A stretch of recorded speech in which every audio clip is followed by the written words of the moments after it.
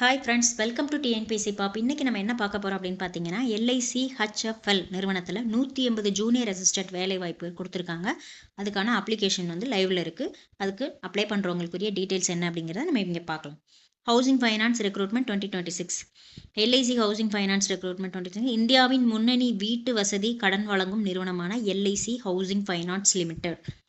ஓகேவா, LIC HFL அது வந்து இந்தியா முழுவதும் உள்ள அதோட பிரான்ச்சில் வந்து என்னென்ன வேக்கன்ட் இருக்கோ அதுக்குரிய ஜூனியர் அசிஸ்டன்ட் போஸ்ட் வந்து நிரப்புறதுக்காக விண்ணப்பங்கள் வரவேற்கப்பட்டிருக்கு. அந்த அறிவிப்பின்படி மொத்தம் வந்து 180 காலி பணியிடங்கள் போட்டிருக்காங்க. அதில் வந்து ரூபாய் 41,500க்கும் அதிகமான ஊதியத்துடன் கூடியது, 41,500 அதிகமான சேலரி இருக்கக்கூடிய வேலை வாய்ப்பு அது.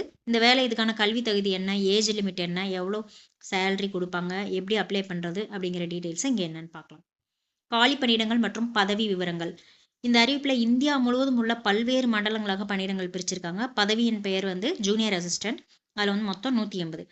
இதில் வந்து 41,509 வரைக்கும் வந்து சம்பளம் கொடுப்பாங்கன்னு கொடுத்துருக்காங்க. அது வந்து என்னென்னா பேசிக் பே, ரெண்ட் அலோவன்ஸு, வீட்டு அலோவன்ஸு மற்றும் இதர சலுகைகள்லாம் எல்லாமே இதிலே அடங்கிடும் அப்படின்னு போட்டிருக்காங்க.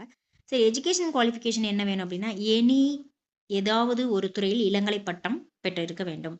கிராஜுவேட் இன் எனி டிசிப்ளின், ஏதாவது ஒரு கிராஜுவேட் டிகிரி இருந்தால் போதும்னு கொடுத்துருக்காங்க. மார்க் வந்து பார்த்தீங்க அப்படின்னா குறைந்தபட்சம் மினிமம் வந்து அஃபிஷியல் நோட்டிஃபிகேஷன் கொடுக்குறேன், அதை பார்த்துக்கங்க. இருந்தாலும் ஆவரேஜாக என்ன கொடுத்துருக்காங்க அப்படின்னா ஒரு 55லேருந்து 60 வரைக்கும் எக்ஸ்பெக்ட் பண்ணுறாங்க. இதில் வந்து கம்ப்யூட்டர் இது பண்ணுறது அவங்களுக்கு வந்து பேசிக் கம்ப்யூட்டர் நாலேஜ் இருக்கிறது ஒரு கூடுதல் எலிஜிபிலிட்டியாக இருக்கும் அப்படின்னு சொல்லியிருக்காங்க. வயசு வரம்பு பார்த்தீங்கன்னா விண்ணப்பதாரர்கள் வந்து 1/4/2026 தேதியின்படி. ஸோ இந்த மாதிரி இந்த டேட்டில் இவ்வளோ ஏஜ் இருக்கணும் அப்படின்னா நீங்கள் அந்த ஏஜ் கேல்குலேட்டரில் போய் உங்கள் டேட் ஆஃப் பர்த்து கீழே வந்து இந்த டேட்டில் உங்களுக்கு என்ன ஏஜ் அப்படிங்கிறத நீங்கள் செக் பண்ணிக்கோங்க. ஏன்னா நீங்கள் அப்ளிகேஷன் போடும்போது முன்ன பின்ன இருக்கலாம், அது கணக்கு இல்லை. 1/4/2026 தேதி அன்னைக்கு உங்களுக்கு என்ன ஏஜ், அந்த ஏஜ் வந்து இந்த லிமிட்குள்ளே வருதா அப்படிங்கிறத நீங்கள் செக் பண்ணிக்கணும். குறைந்தபட்ச வயசு 21 வருஷம், அதிகபட்ச வயசு 30 ஆண்டுகள் கொடுத்துருக்காங்க.